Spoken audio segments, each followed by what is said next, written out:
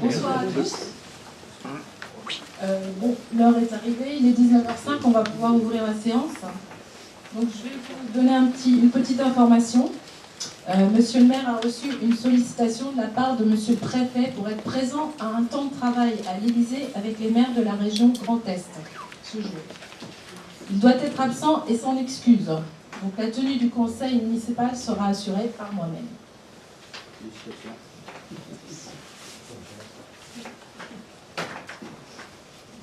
Donc je vais faire l'appel. Donc Yann Dugard donne pouvoir à Patricia Le Sueur. Patricia Le Sueur présente. Claude Adam. Présent. Françoise Payen. Présent. Dominique Carpentier. Présent. Roger Magali. Présent. Baudard Martine. Non. Laroche Gisèle. Présent. Broyer Jean donne pouvoir à Claude Adam. Masson Jean-Philippe. Présent. Thomas André. Présent. Porchegui. Présent. Noire-Louisette donne pouvoir à Françoise Payen. Armi Kamel donne pouvoir à Magali Roger. Payat Véronique. Nivois Nadine. Oui, donne pouvoir à Madame Baudard. Dame Christine donne pouvoir à Gisèle Laroche. Bardiot François donne pouvoir à Dominique Carpentier. Pascal Karine donne pouvoir à Francis Bolly. Ferron Patrice. Présent. Schwemer Michael. Bolly Francis. Courvoisier Frédéric. Pardon, c'est pas grave. J'en ai oublié un morceau. Jacques et Gisèle. Elle va arriver, ils sont en Bonsoir. conseil d'administration. En conseil d'administration. Je reviendrai dessus après.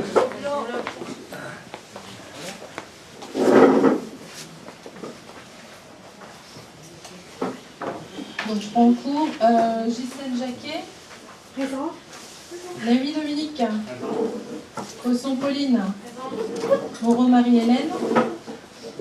Mestel Bernard. Présent. Baudard Olivier. Renolé Hubert. Bridou Michel. Présent. Journée Didier.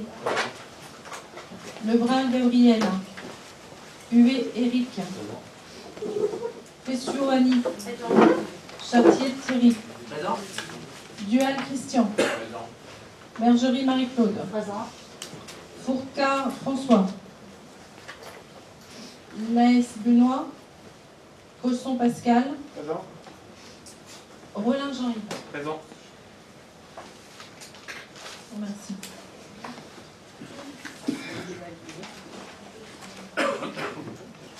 Donc le secrétaire de séance d'aujourd'hui sera Claude Adam.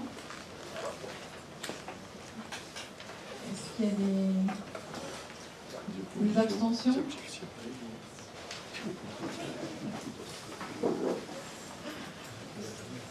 Bon, je vous remercie.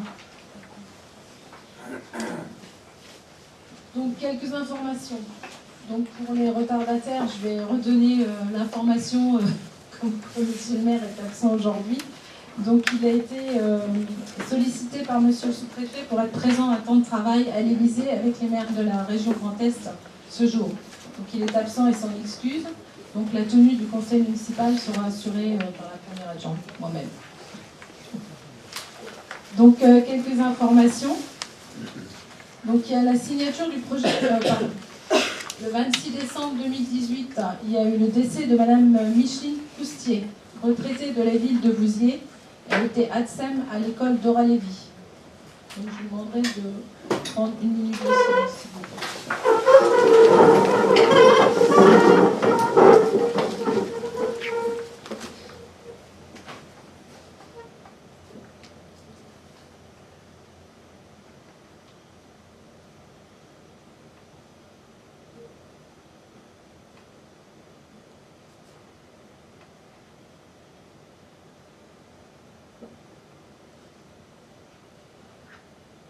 Je vous remercie.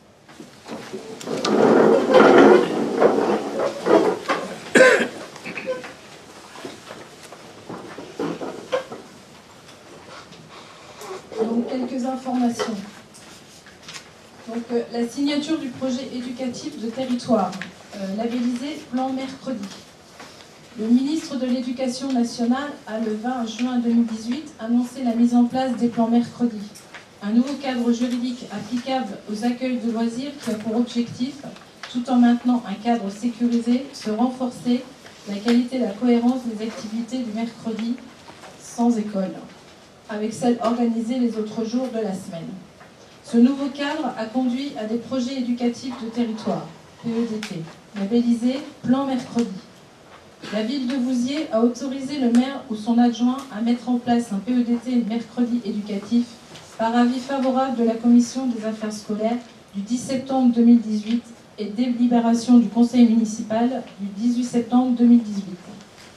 Le Conseil municipal est informé que la signature des PEDT présentés par les différentes villes ardennaises a eu lieu le vendredi 14 décembre 2018 dans les locaux de la Direction des services départementaux de l'éducation nationale à Charleville-Mézières.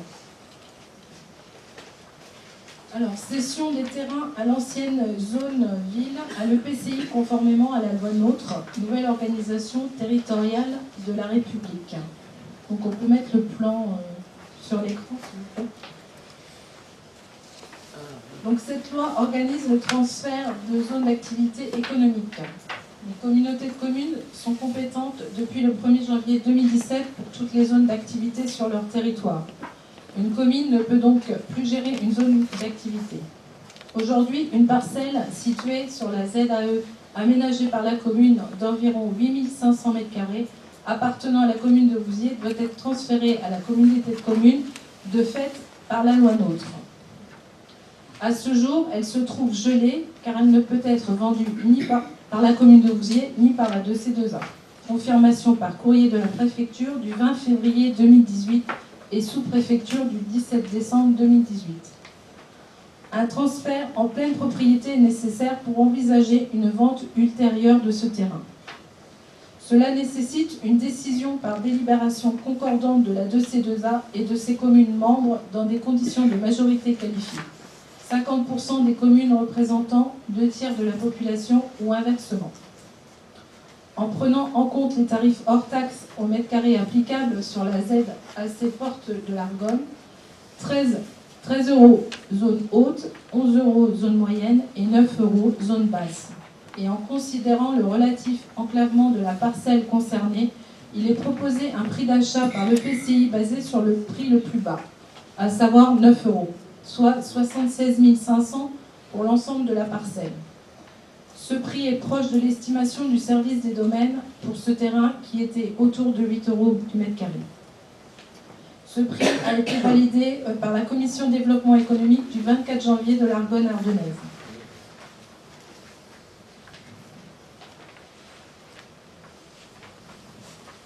Le conseil municipal est informé qu'une délibération de la ville de Vouziers sera à cet effet prévue en même temps que l'ensemble des communes, à savoir après le vote du conseil communautaire le 1er avril. FJEP, Centre social La Passerelle, projet d'extension. Depuis 1998, l'association FJEP-CS est agréée Centre social. Le bâtiment qu'elle occupe, situé 15 rue du Champ de Foire, est propriété communale et fait l'objet d'une mise à disposition à titre gratuit.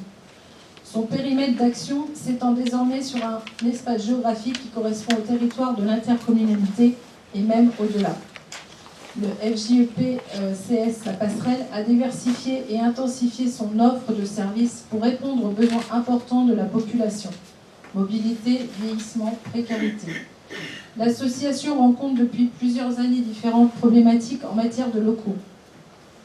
La surface des locaux ne permettant plus de développer les intentions, cela a conduit le FJEP-CS à louer les locaux supplémentaires. Pour autant, même si cela a permis de désengorger la situation, cette réponse, qui ne peut être que provisoire, pose déjà quelques difficultés. Charges financières non négligeables, manque de lien entre les activités sur les deux sites. Ces locaux ne sont pas toujours adaptés à l'activité du centre social, ancien magasin de meubles. La commune de Vouziers et la communauté de communes de l'Argonne ardennaise sont favorables à ce que l'intercommunalité porte la maîtrise d'ouvrage de l'extension des locaux car le rayon d'action du FJEP-CS couvre l'ensemble du territoire communautaire et non la seule ville de Vouziers. Le coût estimatif des travaux est de 1 600 000 €, permettant d'atteindre une surface nouvelle de 900 m² environ. L'entrée serait réalisée depuis le parking du champ de foire. D'un point de vue administratif, cela représenterait une modification de l'intérêt communautaire de la compétence action sociale et d'intérêt communautaire pour intégrer la construction et l'entretien des locaux du centre social. Cela implique la mise à disposition du bâtiment à l'intercommunalité à titre gracieux. L'ensemble des charges d'investissement, mais aussi de fonctionnement, seront payées par l'EPCI qui reprendra tous les contrats, eau, électricité, télécommunications. La commune reversera à l'EPCI via l'attribution de compensation le montant qu'elle dépensait jusqu'à présent pour entretenir le bâtiment. Le conseil municipal est informé de cette position de l'intercommunalité qui en délibérera le 1er avril 2019. Ensuite, Ardennes Orientation 5e édition. Depuis 2015, le conseil départemental des Ardennes organise via son service prévention, vie associative et sport, l'Ardennes Orientation, une course d'orientation pour redécouvrir la ville. Après Charleville-Mézières, Rethel, Rocroi et Sedan, l'Ardennes Orientation aura lieu à Vouziers le samedi 29 juin 2019.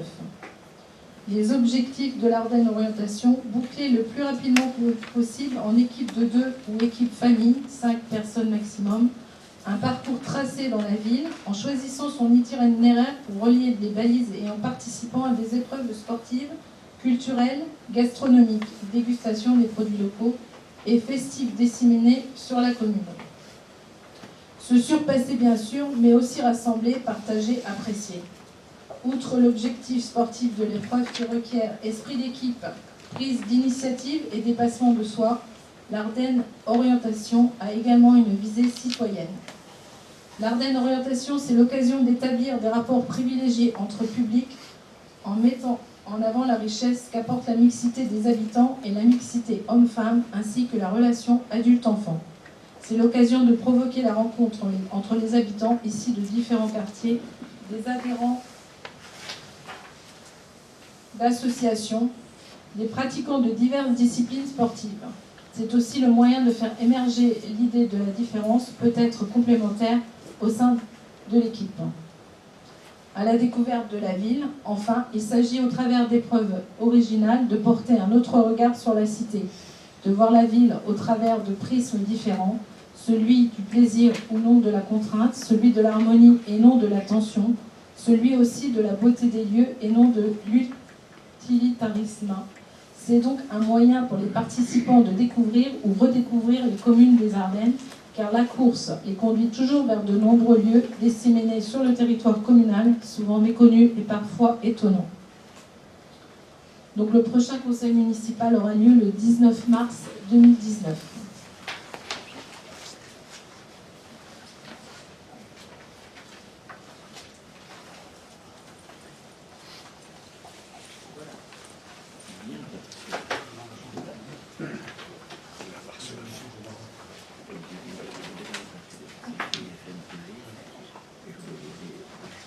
Je vous propose d'adopter l'ordre du jour tel qu'il vous a été adressé le dernier. Je soumets à votre vote ce projet d'ordre du jour. Qui est contre? Qui s'abstient? Merci.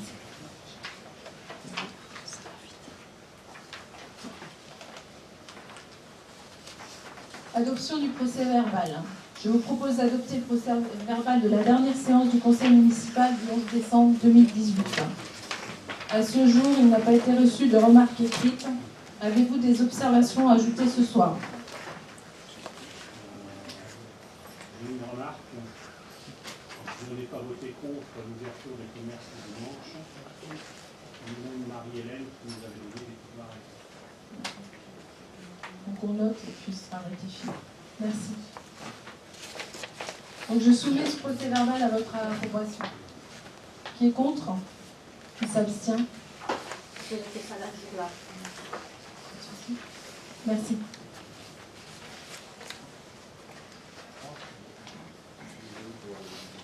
Comment? Je me suis abstenu pour dire. Donc, on oublie. Ok.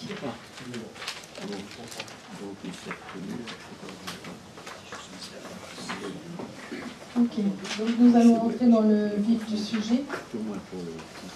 Je vous propose de prendre le premier point qui est le débat d'orientation budgétaire 2019.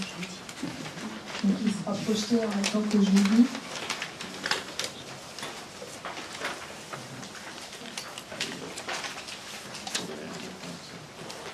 Donc, débat d'orientation budgétaire.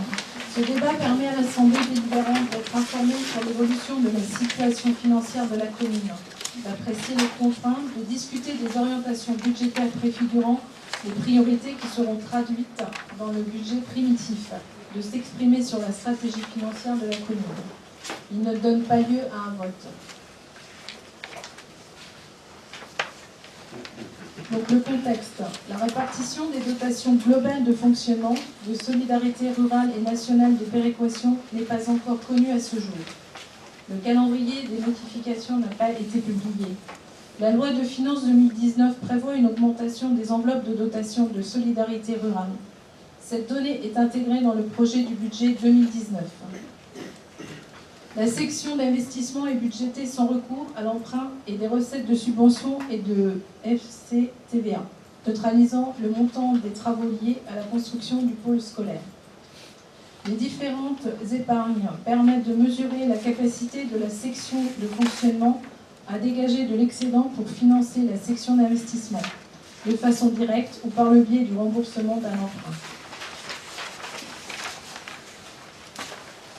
L'épargne nette de l'exercice 2018 est de 387 012,96 €.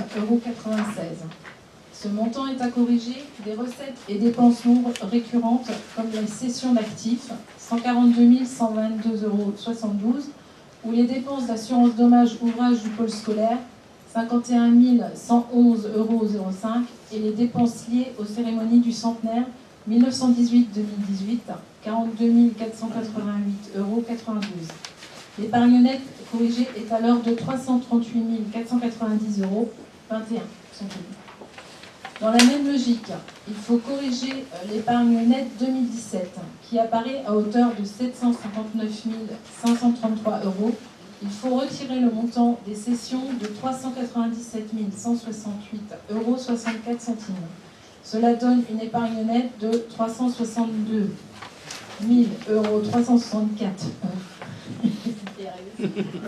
364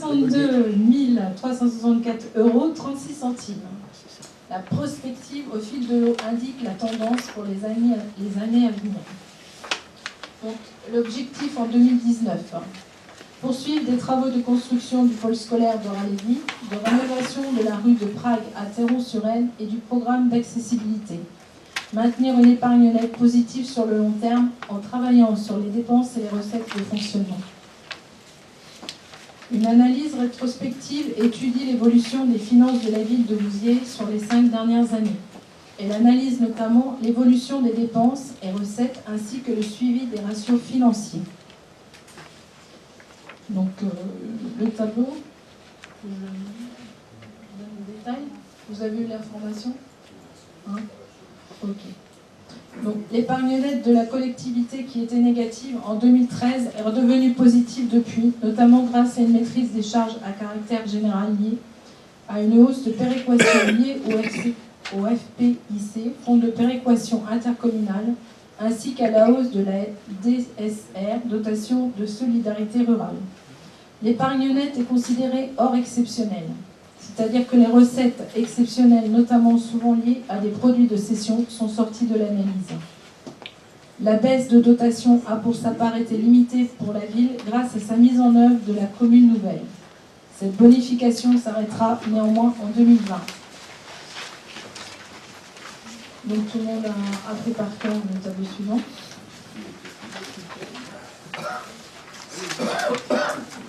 De même que les graphiques, hein. On reviendra dessus si vous voulez après.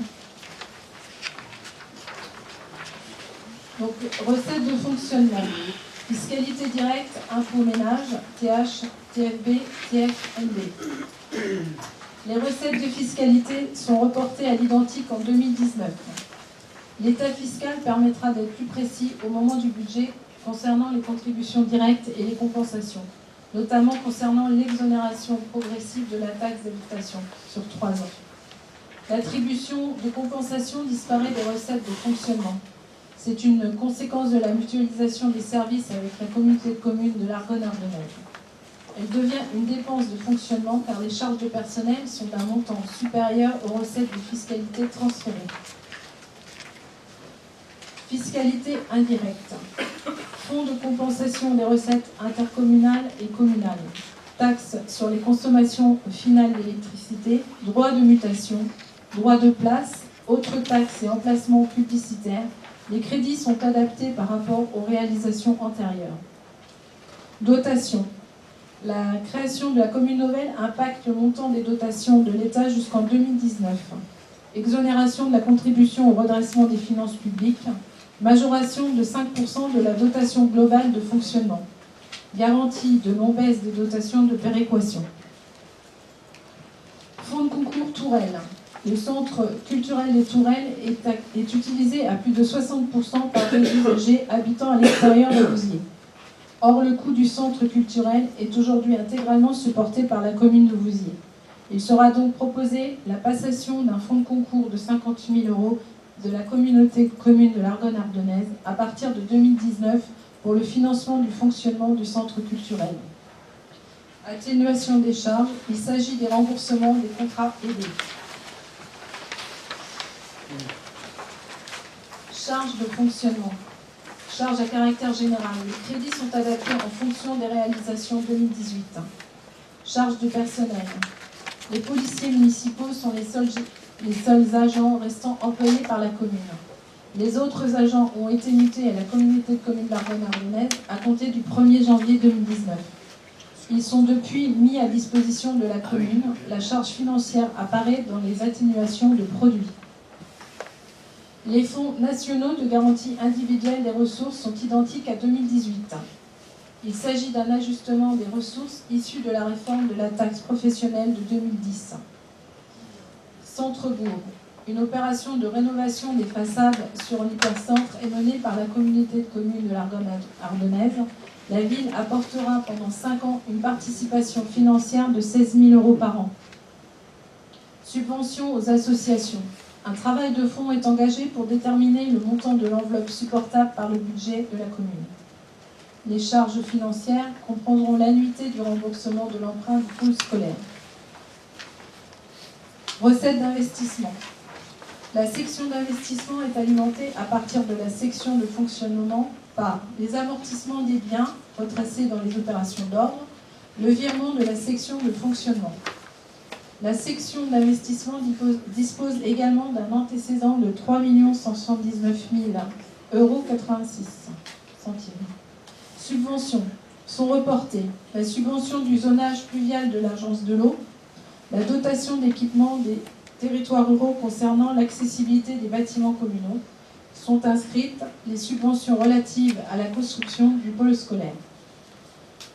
Le FCTVA est inscrit à hauteur de 1 204 500 €. L'un des avantages à la création de la commune nouvelle est la récupération du fonds de compensation de la taxe sur la valeur ajoutée trimestriellement. Dépenses d'investissement. Remboursement des emprunts. Le remboursement du capital de la dette est inscrit à hauteur de 321 000 €. Le montant 2018 se montait à 298 555,62 €. Les opérations d'ordre comprennent l'amortissement des subventions reçues pour l'acquisition de biens amortissables. On retrouve ces opérations en recettes de fonctionnement. Investissement en cours. Dans les restes à réaliser 2018 se trouvent les opérations suivantes. La réalisation du zonage pluvial communal, l'acquisition de matériel, dont notamment un serveur pour la mairie, l'accessibilité des terrains des bâtiments communaux et notamment la rénovation de l'hôtel de ville et des travaux dans les logements. La maîtrise d'œuvre et les travaux de réseau d'eau pluviale connexes aux travaux d'assainissement. Des travaux d'éclairage public. La maîtrise d'œuvre de la rénovation de la rue de Prague. Investissements nouveaux. Les dossiers d'investissement présentés pour l'obtention de subventions sont les suivants. Accessibilité des bâtiments et des installations municipales. De la rénovation de voirie. La création de 2 city-parks. La rénovation du sol du gymnase du Syrienne. Outre l'investissement courant et les dossiers cités plus en avant sont proposés. Des provisions pour des études, des frais d'annonce et d'acquisition du matériel courant. Pôle scolaire. La construction du pôle est gérée en autorisation de programme et crédit de paiement. Cela indique que les crédits ne sont pas reportés. Ils suivent leur échéancier prévisionnel qui sera adapté.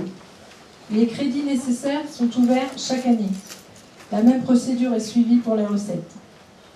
Lotissement. Une avance remboursable est consentie pour la réalisation de la première tranche de travaux. Structure et gestion de la dette. Au 1er janvier 2019, l'encours de la dette est de 6 822 094,92 €. Ce montant comprend un emprunt relais de 2 500 000 € permettant de financer la construction du pôle scolaire d'Ora-Lévy en attendant le versement des subventions. L'ensemble des emprunts est typé A1 selon la charte de Gisler, c'est-à-dire qu'il s'agit d'emprunts à taux fixe ou variable classique avec un indice en euros. La capacité de désendettement de la commune s'élève, si on retire l'emprunt relais qui sera remboursé avec les subventions, à 6,3 ans.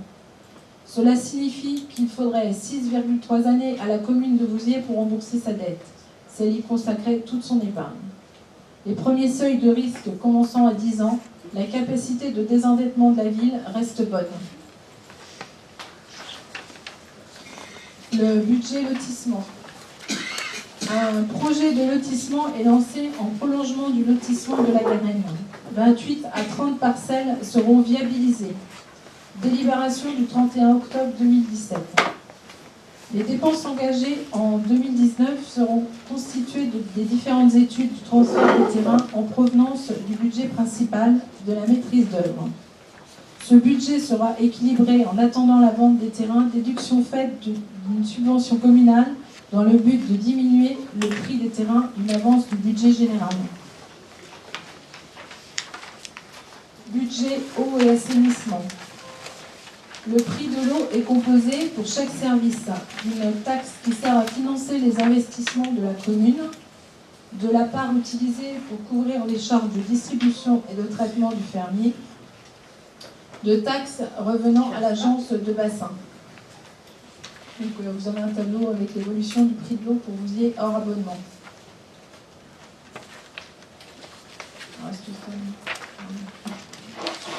Budget de l'eau de Vouziers. L'évolution des tarifs de l'eau hors abonnement en euros par mètre cube.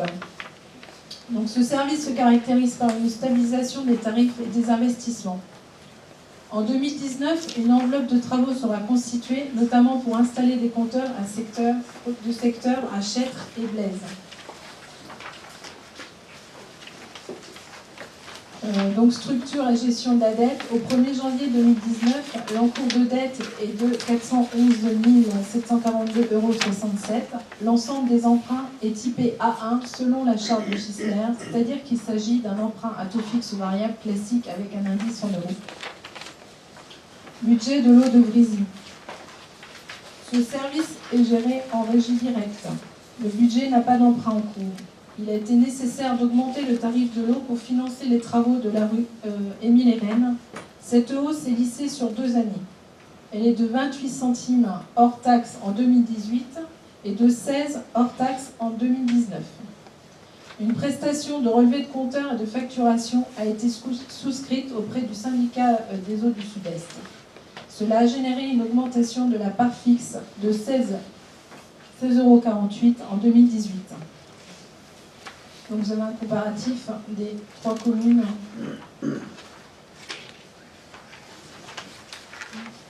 Budget de l'assainissement. Évolution des tarifs de l'assainissement hors abonnement en euros par mètre suivant. L'exercice 2019 verra se poursuivre les travaux de mise en conformité des réseaux. Une opération de mise en conformité des branchements est lancée. La commune remplacera les branchements qui se sont relevés défectueux ou inexistants suite à des travaux précédents. Elle encaissera une subvention pour ces travaux et facturera le solde aux usagers concernés. Donc, structure et gestion de la dette, 1er janvier 2019, l'encours de dette est de 1 924 196,67 €. L'ensemble des emprunts est typé A1 selon la charte du GISLER, c'est-à-dire qu'il s'agit d'emprunts à taux fixe ou variable classique avec un indice en euros. Voilà. Donc vous avez des annexes qui vous ont été mises à disposition. Voilà. Donc,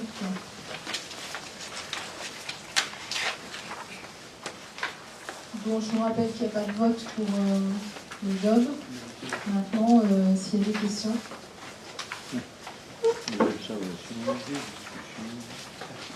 Vous attendez nos questions.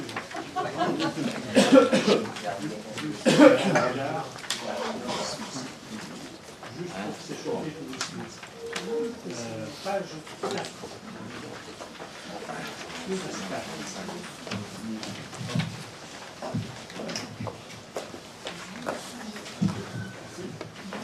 Donc je disais donc, page 4, dans le magnifique tableau que nous avons, nous constatons une amélioration de l'épargne.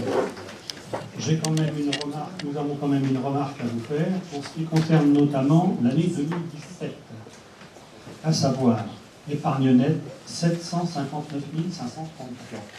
Or, juste à la page un petit peu avant, vous nous dites qu'il faut retirer tout ce qui a été, notamment la partie cession de 397 168,64. Donc je pense que vous auriez pu nous présenter un tableau avec directement l'épargne nette qui correspondait à la somme de 362 364. Ça, c'est la première partie. Quand on descend un petit peu, pareil, en dessous du tableau, à un moment donné, vous parlez, la baisse de dotation a pour sa part été limitée pour la ville grâce à la mise en œuvre de la commune nouvelle. Cette bonification s'arrêtera néanmoins en 2020. Oui. Bien ce que vous avez dit, sauf que je le lis. On trouve 2019.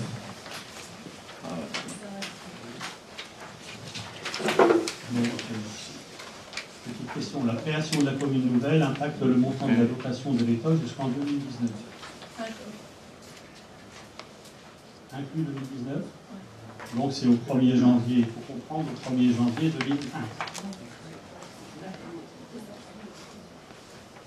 Le 31 décembre 2018, comme certaines personnes me font remarquer, très aimablement.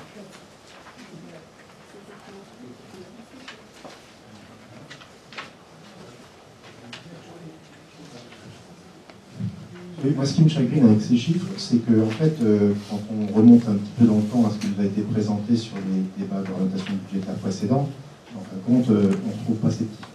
C'est-à-dire que là, par exemple, pour l'année 2017, le débat d'orientation budgétaire de l'année dernière, le graphique qui nous a été présenté était présenté à moins 300 000. C'est un petit trou quand même. Je reprends le graphique présenté l'année dernière, on avait 2017, je reprends que je ne dise pas de bêtises, moins 300 000, avec une perspective à 2020 moins 100 000, moins 275 000, pardon. Ensuite, en 2018, on a de nouveau une année 2017 présentée à moins 300 000, avec un 2020 à moins 100 000. Et cette année, on nous présente un 2017 à plus 760 000, une perspective 2020 à plus 100 000. En fait, j'ai quand même l'impression, sur ces présentations de chiffres concernant l'épargne nette, c'est très variable.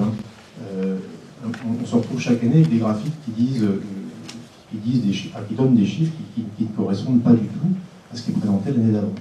Donc, où est la continuité dans tout ça? Je vais laisser la parole à lui. Parce que les moins 290 000 et les moins 208 000 que vous mentionnez, c'est sur des épargnes nettes de budget.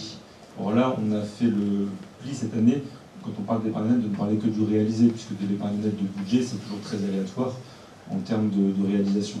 Donc en fait, si vous retrouvez bien l'épargne nette qui était 759 000 € en réalisé 2017, c'est le tableau qui avait été présenté l'année dernière, donc c'est bien le montant qui est repris là. Aujourd'hui, le seul parti pris qu'on a fait, c'est que l'épargne nette, c'est un calcul un peu comptable. C'est-à-dire qu'on prend des dépenses, on prend des recettes, on fait des calculs.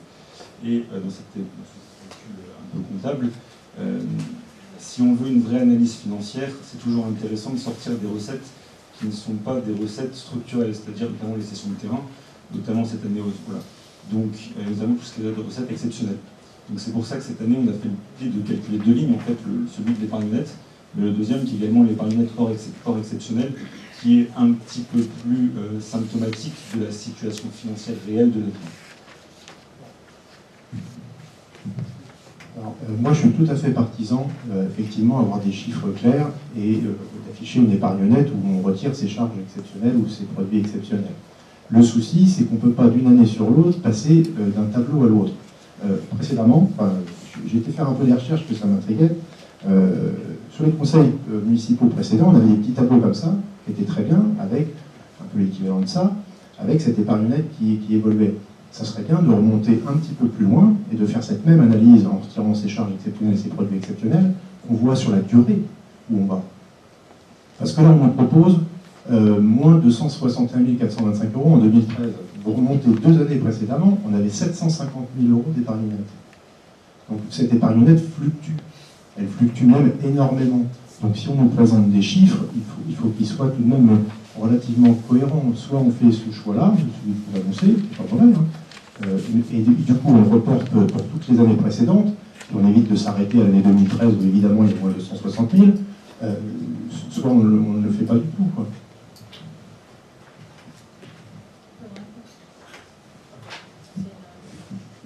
Mais ça peut être une suggestion, parce que je me rappelle que précédemment, monsieur le maire nous avait dit, faites-moi quelques propositions d'amélioration.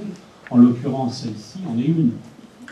Et c'est vrai que quand on regarde les différents tableaux ou les différentes courbes que vous nous remettez, on avait déjà signalé plusieurs fois que les chiffres ne sont pas repris d'une année sur l'autre. Et ça, c'est quand même un peu dommage. Ça entretient de la confusion lorsqu'on regarde les dossiers.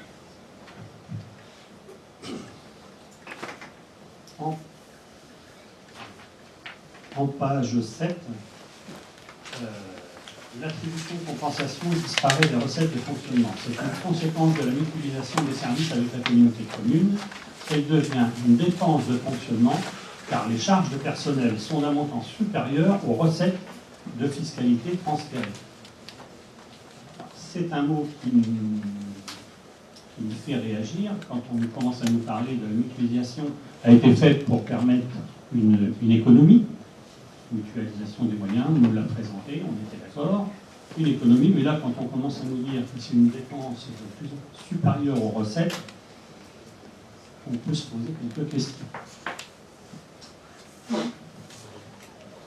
Et là, on rentre dans les modalités de calcul de l'attribution de compensation, qui sont complexes parce qu'elles incluent dans une même enveloppe et dans une même ligne budgétaire des modalités très très différentes. Et l'attribution de compensation, pour refaire un peu l'historique, c'est lorsque le territoire est passé en fiscalité professionnelle unique, la compensation versée entre la commune et l'intercommunalité sur des questions de fiscalité.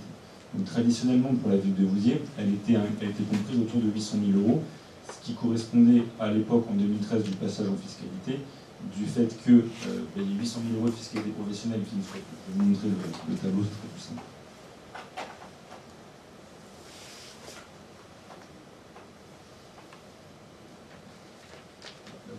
Je ne sais pas si vous voyez bien.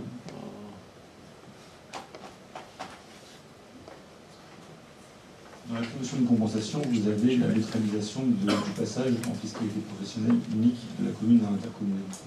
Donc vous avez la redistribution à la ville d'un ensemble de lignes d'imposition, donc la taxe additionnelle sur le foncier non bâti, la cotisation foncière sur l'entreprise, la cotisation sur la valeur ajoutée des entreprises, le forfaitaire de réseau, la taxe sur la surface commerciale, puis toutes ces compensations de CRTP qui étaient jusqu'en 2013 perçues par la commune et qui sont depuis 2013 perçues par l'intercommunalité qui les reverse à la commune, suite au passage en fiscalité professionnelle. Donc vous avez ces montants-là qui évoluent d'une année sur l'autre, à la hausse ou à la baisse, en fonction des thématiques individuelles à chacune enveloppe. À ça, le législateur a intégré dans l'attribution de compensation les neutralisations financières des transferts de compétences. Donc vous avez au niveau de la compétence SDIS cette neutralisation financière à partir de l'année 2018. Et il a intégré également la neutralisation financière de la mutualisation à l'intérieur. Donc en fait, vous vous retrouvez dans une seule enveloppe à avoir des choses très très différentes. De la fiscalité, des transferts de compétences et de la mutualisation. Aujourd'hui, vous aviez en 2018, on recevait de l'intercommunalité une attribution de compensation de 640 000 euros. La mutualisation a permis à la commune de diminuer le montant de sa charge de personnel à hauteur de 2 millions d'euros, et ces 2 millions d'euros-là sont réimpactés dans l'attribution de compensation. Donc ça, mécaniquement, ça fait passer l'attribution de compensation de plus 640 000 euros à moins 1,4 million. Par contre, ça permet toujours des économies à la commune, puisque, c'est toujours une logique d'économie, dans le sens où ces 2 millions d'euros, ce sont des charges en moins qui pèsent au chapitre 12 de dépenses de personnel.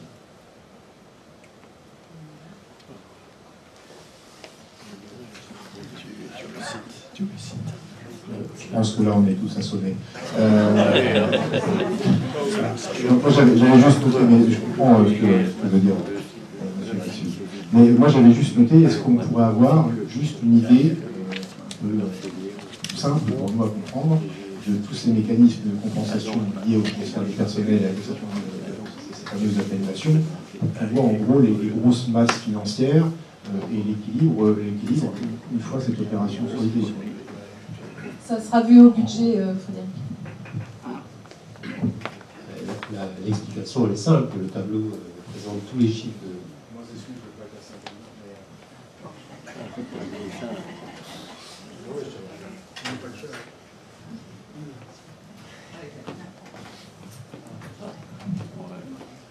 Une autre petite question également, sur le fonds de concours en Touraine. Le centre culturel est utilisé à plus de 60% par des usagers habitant à l'extérieur de Vouziers. Or, le coût du centre culturel est aujourd'hui intégralement supporté par la commune de Vouziers. Il est donc proposé la passation d'un fonds de concours de 50 000 euros de la communauté de communes de l'Ardonnaz-Denez en 2019 pour le financement du fonctionnement du centre culturel. 50 000 euros, quel est aujourd'hui le coût du fonctionnement des bâtiments électoraux, du centre culturel? 100 000 euros, à peu près 100 000 euros. Donc là, aujourd'hui, on est à 50% d'aide de la part de la 2C2. La construction du bâtiment, oui.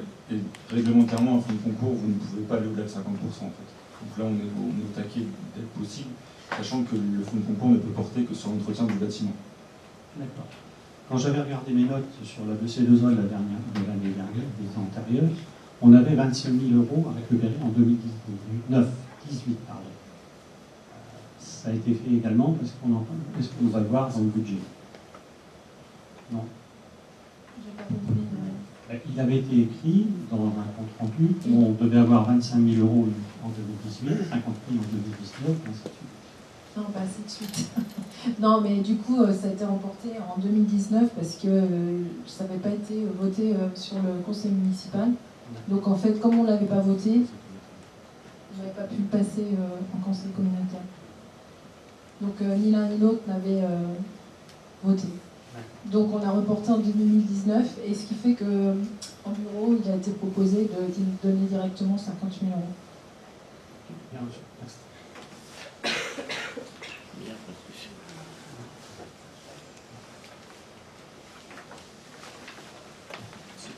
Je ne reviendrai pas sur les charges de personnel parce qu'on a... Par contre, les charges financières comprendront l'annuité de remboursement de l'emprunt scolaire, du pôle scolaire. Ça, c'est à la page 9. Lorsque je regarde le tableau de mise à profit avec les belles projections, on trouve que sur les années suivantes, c'est identique aux années précédentes. Il n'y a pas une petite erreur au niveau des charges financières.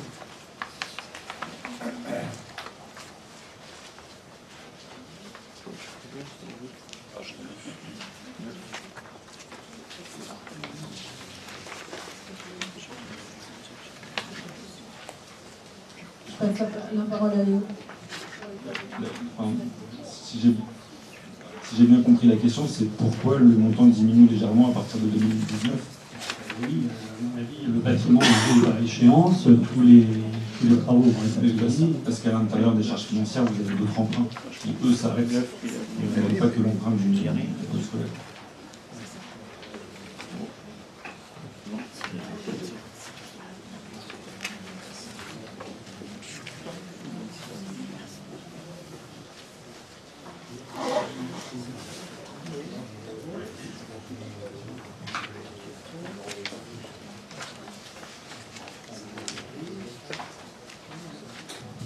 Pardon, excusez-nous, on se passe le micro.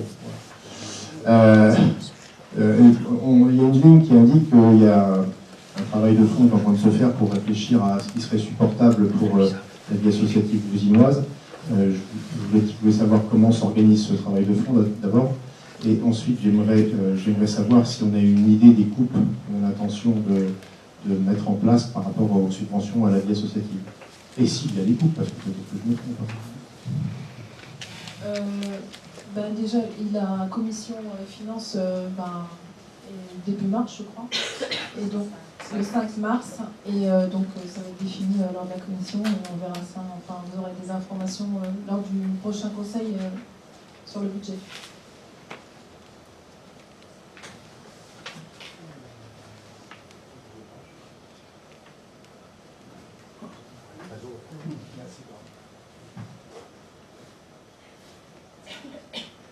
Lorsque l'on parle de capacité de désendettement de notre commune, on est à 6 années et 3.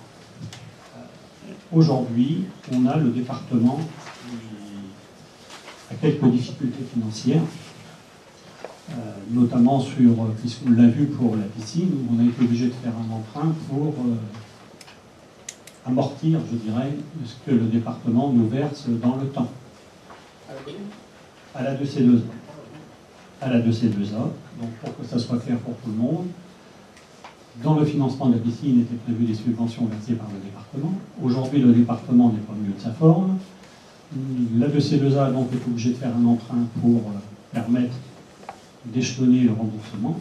Aujourd'hui, on a donc 2,5 millions d'emprunts relais pour le pôle scolaire en ce qui concerne la ville du Bouzy. 6,3 années sans compter cet emprunt. Si jamais on n'avait pas le versement tout de suite de la communauté, du département, quel serait l'impact sur la capacité de la ville pour son désendettement? Aujourd'hui, c'est 6 ans. Si on a les 2,5 millions à rajouter, on arrive à combien? 9,9 années et demie. Enfin, un peu, 9,9 années. Donc ça reste, c'est au début des seuils de risque. Par rapport à ça, il faut quand même se dire que Monsieur le maire a eu l'engagement du président du conseil départemental, et au-delà de ça, il y a un arrêté qui existe, qui a été signé, qui a toute valeur juridique. Donc aujourd'hui, si le département venait à défaillir sur le paiement de la subvention, la commune a toute la légitimité pour le poursuivre au tribunal administratif, alors gain de cause. On a les engagements contractuels du département sur le versement de la subvention.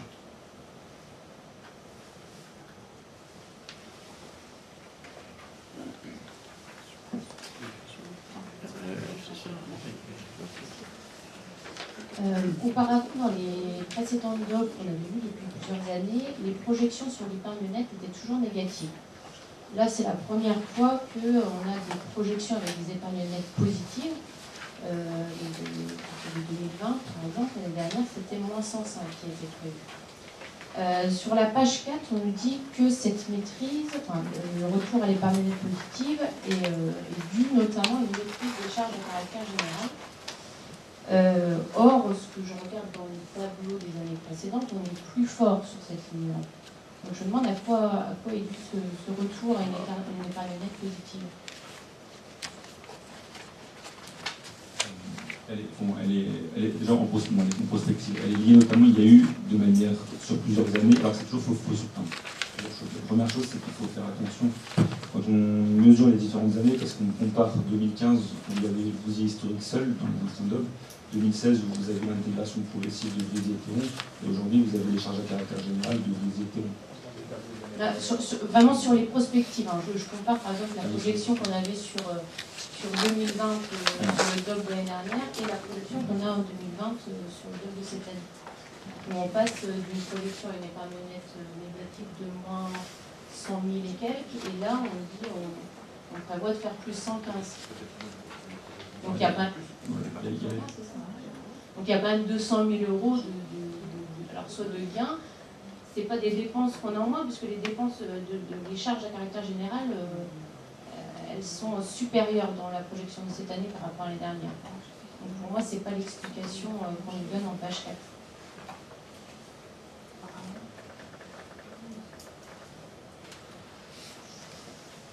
Vous avez donc, si on reprend par exemple par rapport à l'année dernière, effectivement à terme vous aviez une épargne nette qui était négative. Après, c'est clair que c'est peut-être les charges personnelles, mais dans ce cas-là, ça veut dire que on gagne, on a gagné. C'est pas compensé par des atténuations de charges.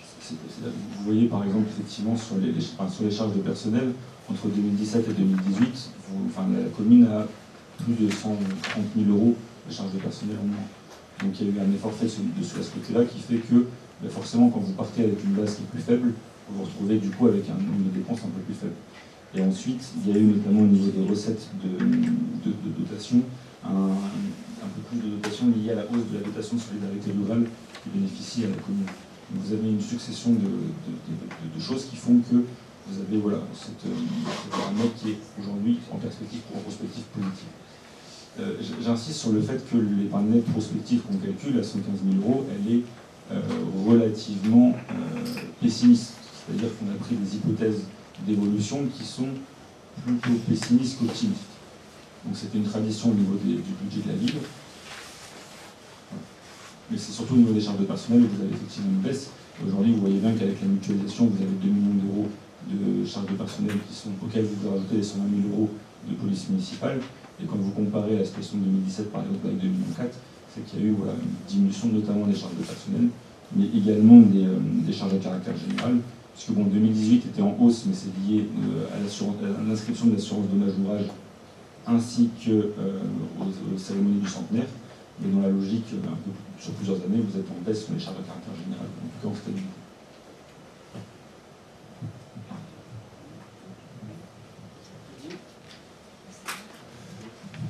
Oui, une petite question. On parle, pages 11 et 12, de regarder dans les provisions ce qui concerne le zonage pluvial. C'est un abus de langage ou on ne parle plus du tout du zonage d'assainissement?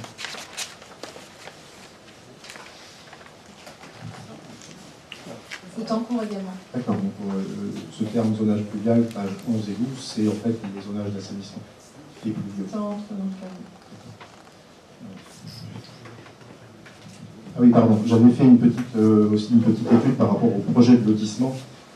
Je me demande si c'est pas un petit peu disproportionné de construire 28 parcelles de plus, sachant que le lotissement où j'habite, les maisons ardennaises, il y a 90 pavillons déjà, et que 75% de ces pavillons sont occupés aujourd'hui par des gens qui ont plus de 70 ans. On leur souhaite de vivre vieux longtemps, mais j'ai quand même des inquiétudes. Ça veut dire que statistiquement, on va libérer 40 ou 50 de ces pavillons dans les 20 ans à venir. Et on va en construire juste à côté 30 autres. Donc est-ce qu'on a réellement ces besoins d'investissement en termes de parcelles? Ça a été voté en conseil municipal, et puis il faut rester optimiste.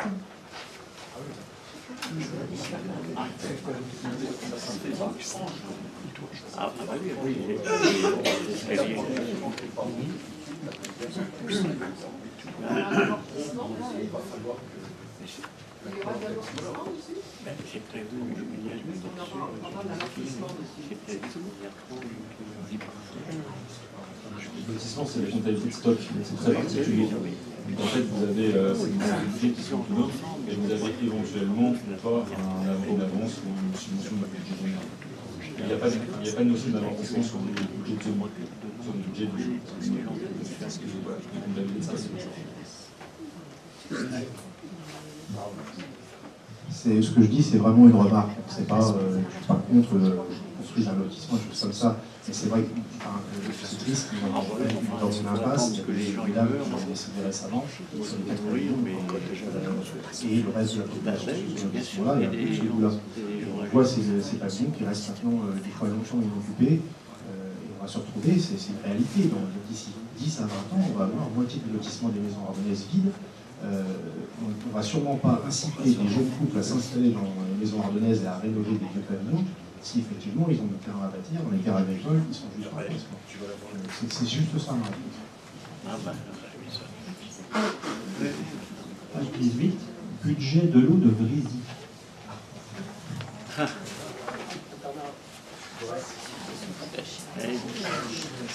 Donc, quand je regarde dans le paragraphe, il a été nécessaire d'augmenter le tarif de l'eau pour financer les travaux de la rue Émile-Rennes. Cette hausse est lissée sur 2 années. Elle est de 28 centimes hors taxe en 2018 et de 16 centimes hors taxe en 2019. Dans le débat d'orientation budgétaire de 2018, on avait 13 centimes. Les 3 centimes supplémentaires sont liés donc au coût réel des travaux de la rue Émile-Rennes. C'est exactement ça. Ça, c'est la première remarque. Dans le magnifique tableau que nous avons en dessous, nous avons Clermont-sur-Aisne. Clermont-sur-Aisne, qui a eu son abonnement qui a augmenté de presque 5 € par rapport à l'année antérieure. Et je me rappelle que lorsqu'on a présenté le RQPS sur Théron, j'avais fait la remarque sur les abonnements. Et quand on reprend le compte-rendu qui nous a été donné, qu'on a approuvé en début de séance du mois de décembre, dessus, il a été écrit que le syndicat des Grands Aulnois avait baissé ses tarifs d'abonnement depuis 2017. Et là, tout d'un coup, 5 € de plus par rapport à ce qui nous était présenté. Voilà. C'était une remarque.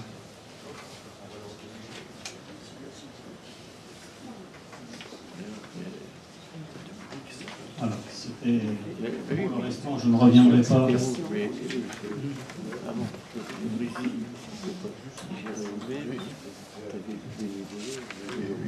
Oui, allez, ce sera la dernière pour moi.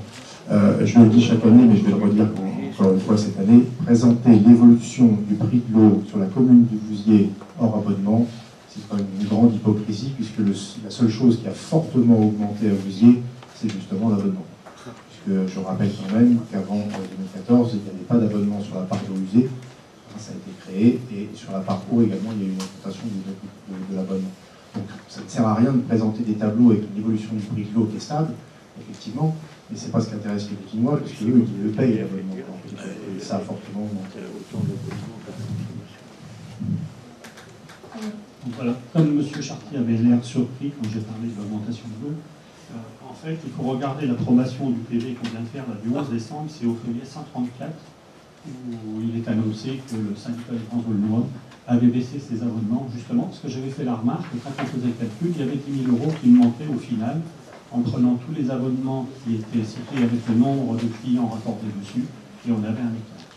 Et la réponse qui nous était faite là, c'était justement ça. Et aujourd'hui, on prend 4,50 € sur l'abonnement. Donc voilà. En ce qui nous concerne, nous ne ferons pas d'autres commentaires sur les annexes du débat d'orientation budgétaire avec les chiffres et les différents courbes. On a déjà évoqué ce sujet. Voilà. Je vous remercie. Merci. D'autres remarques? Très bien. Donc on va passer au point 2. Et je vais laisser la parole à M. Kodala.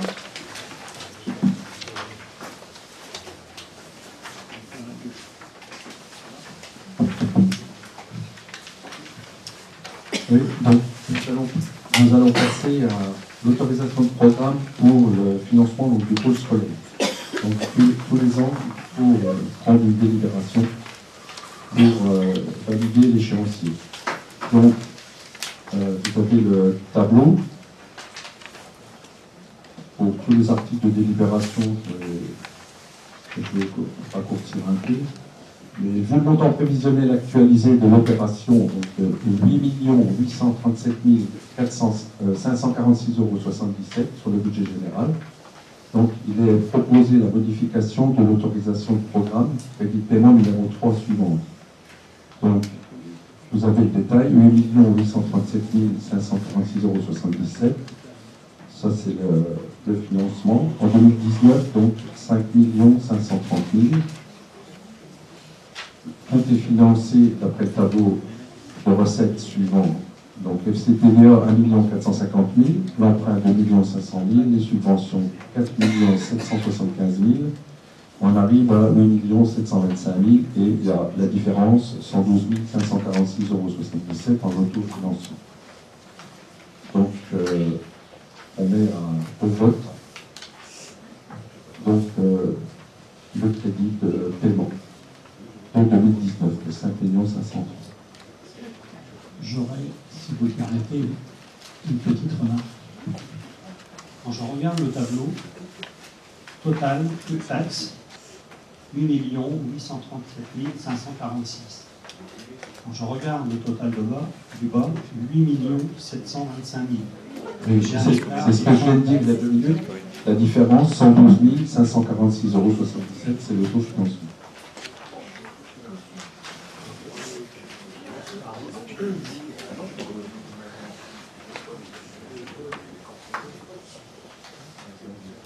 On peut passer au vote.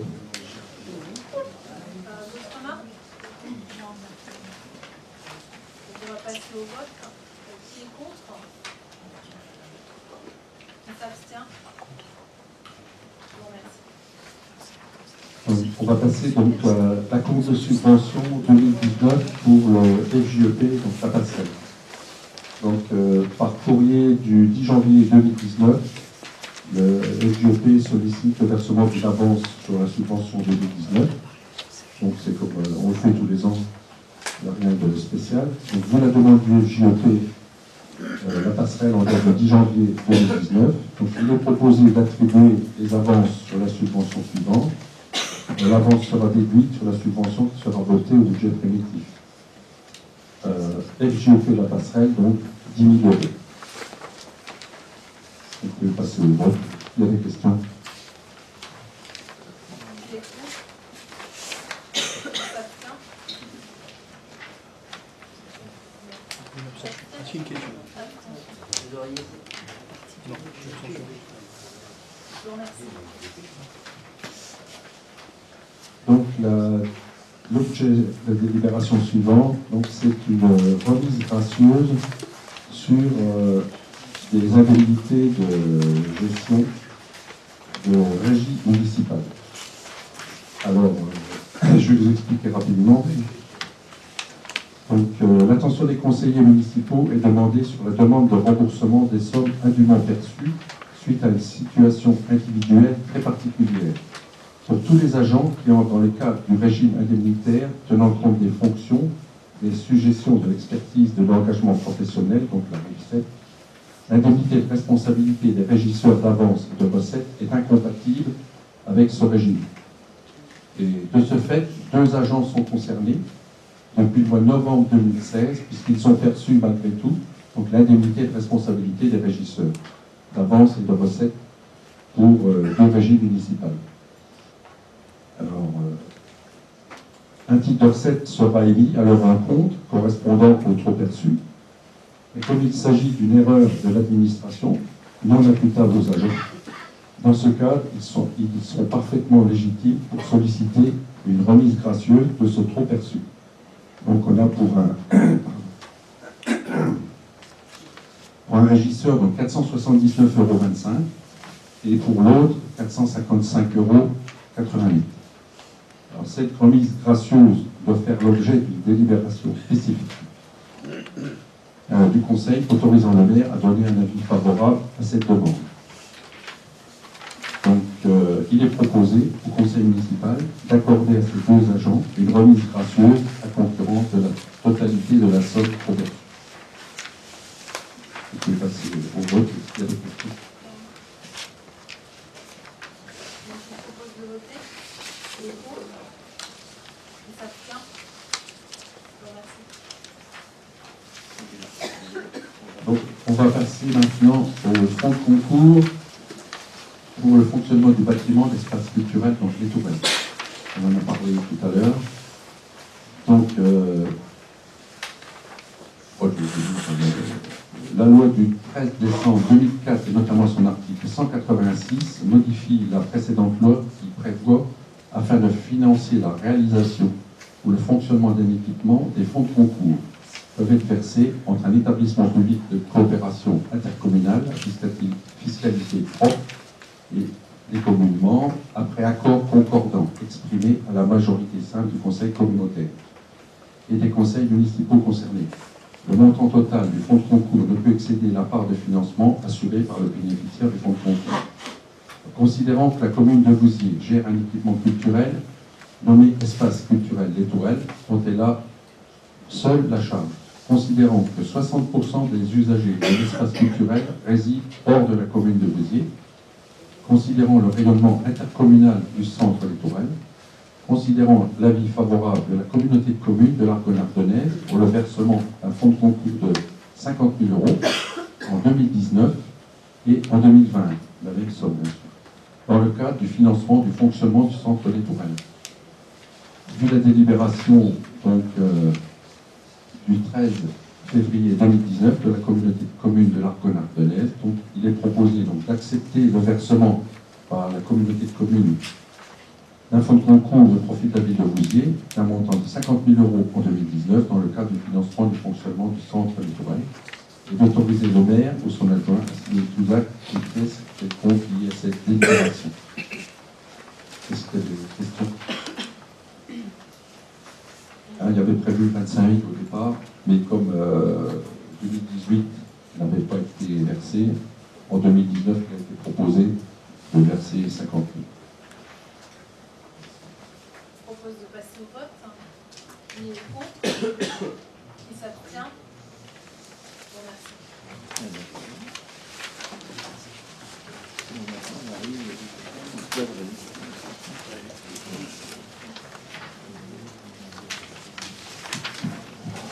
Donc je vous propose de passer au point numéro 6, alors, qui concerne les marchés publics, urbanisme et affaires foncières. Donc c'est une demande de permis pour un projet commercial. Donc je vais vous lire la fiche provisoire de préparation. Donc ce serait une construction de Retail Park sur une parcelle, alors AM numéro 697. Donc projeté. Localisation. Donc, en date du 24 janvier 2019, la SAE Holding Bernard Blanchère, représentée par M. Guy Michel Renaud, situé à Château-Renard, a déposé un permis de construire pour la construction de l'aménagement d'un retail park, donc un parc d'activités commerciales, à destination commerciale et restaurant sur une parcelle cadastrée AM numéro 697, 6 rue du Blanc. Donc vous avez le plan projeté. Le projet fait état de la construction d'un retail park d'une surface de plancher de 3125 m² qui alliera commerce de détail et restauration. Le bâtiment en forme de L proposera une architecture en référence aux halles de marché en acier vert et fonte. Le premier corps de bâtiment uniquement au rez-de-chaussée regroupera 7 cellules. Placé à la perpendiculaire de celui-ci, le bâtiment dit la halle sera quant à lui composé d'un rez-de-chaussée, le reliant au premier bâtiment et d'un étage sur uniquement la moitié de sa surface. En l'état, le projet déclarant une surface de vente inférieure à 1000 m², n'est pas soumis à autorisation d'exploitation commerciale. Toutefois, l'article L752-4 et suivant du Code du commerce offre la possibilité aux communes de moins de 20 000 habitants qui le souhaitent, après délibération, de saisir pour avis la Commission départementale d'aménagement commercial, le CDAC, pour les équipements dont la surface commerciale est comprise entre 300 et 1000 m². Donc, considérant l'article L752-6 du Code du commerce qui énumère notamment les critères pris en considération par la CDAC, à savoir l'aménagement du territoire, le développement durable, la protection des consommateurs et plus particulièrement la contribution du projet à la revitalisation du tissu commercial, notamment par la modernisation des équipements commerciaux existants et la préservation des centres urbains. Considérant qu'à l'échelle communale, 4 651 habitants et territoriale, 18 243 habitants, la commune de Vouziers dispose déjà de 4 surfaces commerciales de vente de produits alimentaires. Leclerc, Aldi, Lidl, Carrefour Market. Considérant que la commune a la chance de disposer d'un centre-ville avec des offres commerciales diverses et variées, qu'elle tente de maintenir boulangerie, boucherie, pharmacie, boutique de vêtements, papeterie, commerce alimentaire de proximité, coiffeur, etc. Considérant l'étude menée dans le cadre de l'appel à manifestation d'intérêt, étude pour la requalification du centre-bourg du 26 mai 2016, sur l'ensemble des locaux commerciaux recensés, 21% sont vides en février 2016, soit 22 boutiques. Considérant que l'un des objectifs affichés du PADD, du plan local d'urbanisme de la commune, débattu en date du 13 mars 2018, est de promouvoir le maintien des commerces en centre-ville et de faire du centre-ville un pôle attractif. Considérant les difficultés actuelles rencontrées par ce même commerce de proximité, considérant que l'installation d'un retail park pour du commerce de détail offrant des produits et services locaux serait de nature à mettre en péril le tissu commercial existant du centre-bourg, des grandes surfaces à proximité immédiate et des communes avoisinantes. Il est proposé aux membres du conseil municipal de faire appel à la commission départementale d'aménagement commercial afin d'étudier plus précisément le dossier de permis de construire. Donc le conseil municipal doit voter. Des remarques ? Une question. Je voudrais savoir si l'avis de la commission, c'est un avis consultatif ou la décision reste au niveau de la commune, mais c'est juste un avis consultatif au niveau de la commission départementale. L'avis consultatif, mais par contre, ça peut permettre, c'est un avis négatif, ça peut permettre pour le maire de le justifier dans son... justifier un éventuel refus de permis. Par contre, si la commission départementale émet un avis négatif, la commune peut quand même... Voilà. C'est pas comme ça, monsieur. Et pourquoi faire le choix de demander d'abord un avis à la commission départementale au lieu de faire un vote en conseil municipal auparavant sur cette position? Ça permet de pouvoir motiver le refus si on y a un refus ensuite.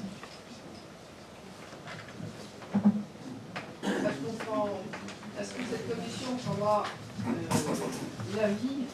En fait, est-ce que cette commission, dans la mesure où on lui donne un avis, elle le prend en considération? Elle ne prend pas d'avis. On fait la demande simplement, mais la commune ne donne pas un avis favorable ou défavorable pour avoir une influence sur la commission. Non, ben non, c'est malheureux. Mais en fait, on risque de se retrouver avec un retail park sans le vouloir. On risque de nous l'imposer. Le maire de la commune d'implantation et le président siège au sein de la CDAC, notamment le maire de la commune d'implantation du projet, le président de l'EPCI concerné, ainsi que le représentant de l'association des maires. Donc, M. Duguerre, en l'occurrence, avait rencontré Dynamique Argonne pour parler du projet. Il a sollicité aussi un rendez-vous auprès du préfet pour aborder la question sur ce sujet-là. Donc, en tout cas, en CDAC, le maire sera présent, il est là, et peut exprimer son avis et exprimer ses craintes éventuelles que tel projet pourrait porter sur le commerce de proximité. Et l'avis du conseil municipal, finalement, ne compte pas.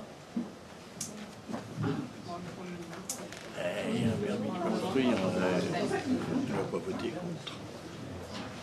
J'ai un permis de construire, c'est de base, un permis de construire, c'est la responsabilité du maire. Ah bah oui. Quelle que soit la procédure, c'est lui. Après, il peut y avoir appel. Une petite question pour préciser. L'avis de la CDAC, il a compris que sa valeur en fait permettra de justifier ce projet. Les délais avant que cette commission rende un avis, généralement, qui pourrait être suffisant pour décourager un investisseur. On connaît un peu. J'avais vu que ça fait 3 fois qu'il y a un risque. Aucune idée. D'accord. Et ma deuxième question, parce que moi je ne suis pas en accord avec ce qui vient d'être dit, c'est que je ne comprends pas que la communauté de communes ait investi de mémoire 4 ou 5 millions d'euros pour mettre à disposition 23 hectares de zone d'activité. Et aujourd'hui, alors qu'on n'a jamais vendu le moindre de ces terrains, à part le clair, mais c'était prévu, aujourd'hui, il y a un investisseur qui vient ici pour créer 3000 m² de surface commerciale, des emplois, des travaux, et on va lui, si je comprends bien, parce que visiblement les choses sont faites, on va lui claquer la porte-monnaie. Marqué 3200 quelque chose sur le document présenté. Oui. C'est 980 mètres carrés de surface commerciale. Je lis juste à Rotel Park, une surface de plancher de 3125 mètres carrés. Surface de plancher, mais surface commerciale au sens aménagement. Ce qui m'intéresse, c'est ce qu'il va construire. Il vient mettre 3125 mètres carrés de surface de plancher sur notre commune. Il va investir quelques millions d'euros, je suppose, pour acheter le terrain, pour faire ses travaux, pour employer des artisans et construire, créer des emplois qui feront sûrement fonctionner le commerce de centre-ville. Et aujourd'hui, on va lui claquer la porte au nez. Je trouve ça un peu schizophrénique d'investir autant de millions d'euros pour mettre des parcelles à disposition d'entreprises qui viennent s'installer. Et la première qui lève le doigt, on va lui dire... La crainte, quand monsieur le maire a montré porteur de projet, sa crainte, c'est que soient installées dedans, notamment des activités type boulangerie, type boucherie, type...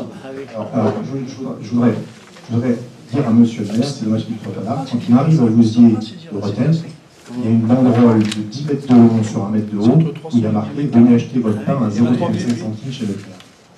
Donc si la crainte, c'est que les boulangeries de centre-ville se vident parce qu'il y a une boulangerie Marie Blachère qui s'installe sur la zone, je pense qu'on a d'autres soucis à se faire. Il y a un coiffeur dans la galerie du Leclerc, ça n'a pas tué les coiffeurs de centre-ville, ils marchent tous très bien. Il y a une boulangerie dans le Leclerc, il y a une boulangerie dans le Aldi, il y a une boulangerie chez Carrefour, et ça n'a pas tué nos boulangers de centre-ville, ils vivent, ils travaillent. Et ce qui va tuer nos commerçants de centre-ville, je comprends leur crainte, mais ce qui va tuer les commerçants de centre-ville, c'est qu'on n'ait pas d'emploi, c'est qu'on n'ait pas de projet, qu'on n'ait pas d'économie locale. C'est ça qui va les tuer à petit feu à long terme. Pas M. Blachère, je crois que c'est Blachère, je vais marquer Blanchère partout, mais il me semble que c'est Blachère. Donc voilà, donc c'est mon point de vue, mais je trouve que c'est quand même regrettable, sans qu'on en ait discuté, parce que j'ai fait peur, on peut en discuter, mais c'est regrettable de claquer la porte au nez au premier investisseur sérieux qui vient sur notre territoire. Pour répondre à la question que tu te poses, pour l'instant, on ne demande qu'un avis. Après, la décision sera prise ensuite, mais on voudrait avoir leur avis, justement. Oui, on en reparlera. Juste après, qu'on aura l'avis de la CDAC. C'est pas fermé, c'est pas fermé. C'est pour ça qu'il faut l'arriver, parce que souvent, ces investisseurs-là, s'ils ont envie pour avoir la CDAC, c'est arrivé à Saint-Cloud ou à refaire. Non, je pense pas qu'il y a 1 an et demi d'attente pour avoir une réponse. L'instruction du permis de construire qui a été déposée, elle se fait dans le délai de 2 mois plus 3 mois avec accessibilité. On reste dans ce même délai-là. Le souhait du maire, c'est d'avoir une analyse, parce qu'on est à la limite des seuils de saisine obligatoire de la CDAC. Donc c'est d'avoir une analyse un peu plus poussée sur l'impact que ça peut avoir sur le commerce local, pour s'assurer que effectivement les activités qui sont implantées sont des activités complémentaires, qui ne sont pas des activités concurrentielles par rapport à ce qu'on commence.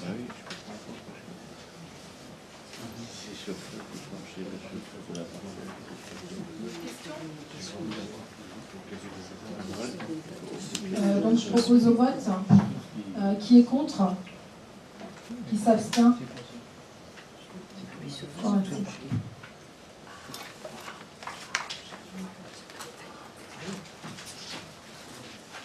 Donc on passe au point 7, retrait des 3 communes ici du SSE. Donc retrait de la commune Le Mont-Dieu, Mogue et Tanné de la SSE, syndicat du Sud-Est. Donc le comité syndical du SSE s'est réuni en date du 13 décembre 2018 afin d'adopter à l'unanimité le retrait des 3 communes suivantes du syndicat. Le Mont-Dieu pour la compétence ANC, assainissement non collectif, Mogue pour la compétence ANC, Tanné pour des compétences eau potable et ANC. Conformément au Code général des collectivités territoriales, le conseil municipal de la ville de Vouziers est sollicité afin d'approuver ce retrait.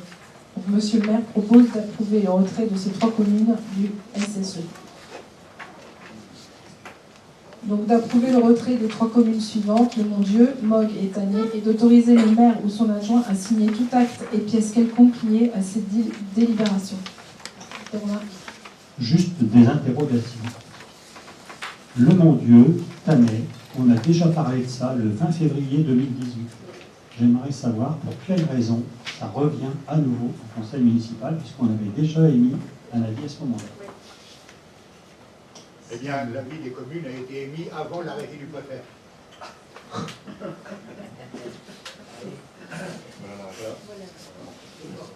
Donc voilà.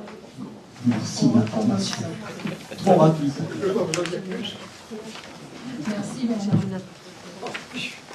Donc je passe au vote. Qui est contre? Qui s'abstient? Je vous remercie.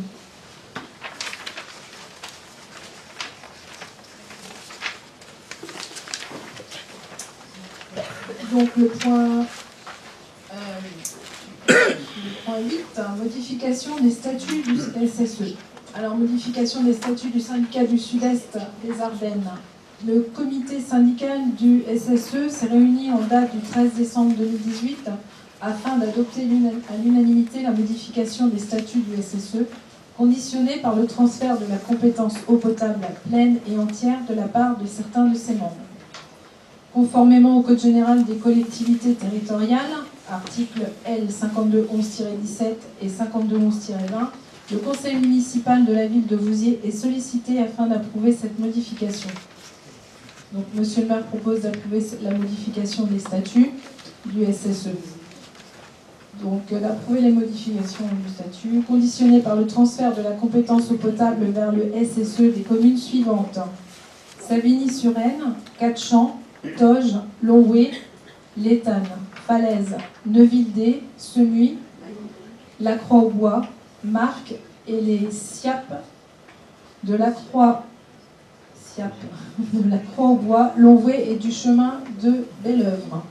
D'autoriser monsieur le maire et son adjoint à signer tout acte et pièce quelconque liée à cette délibération. Des remarques? Donc je vous propose de passer au vote. Qui est contre? Qui s'abstient? Je vous remercie.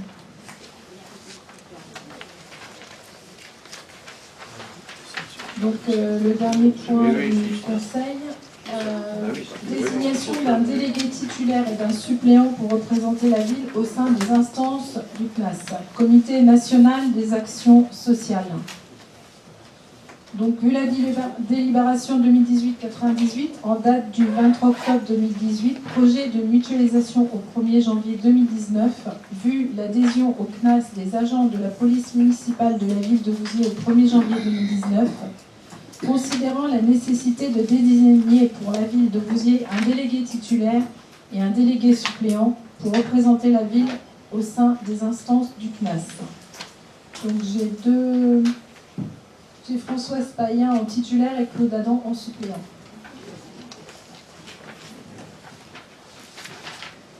À moins qu'il y ait quelqu'un qui veuille se proposer. Que j'aurais déjà demandé avant. Est-ce que ça intéresse quelqu'un? Ok. Donc je vous propose de passer au vote. Qui est contre? Qui s'abstient?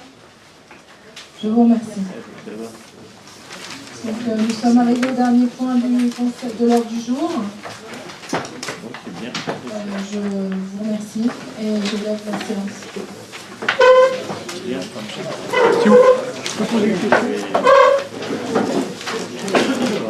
Est-ce que je peux poser une question?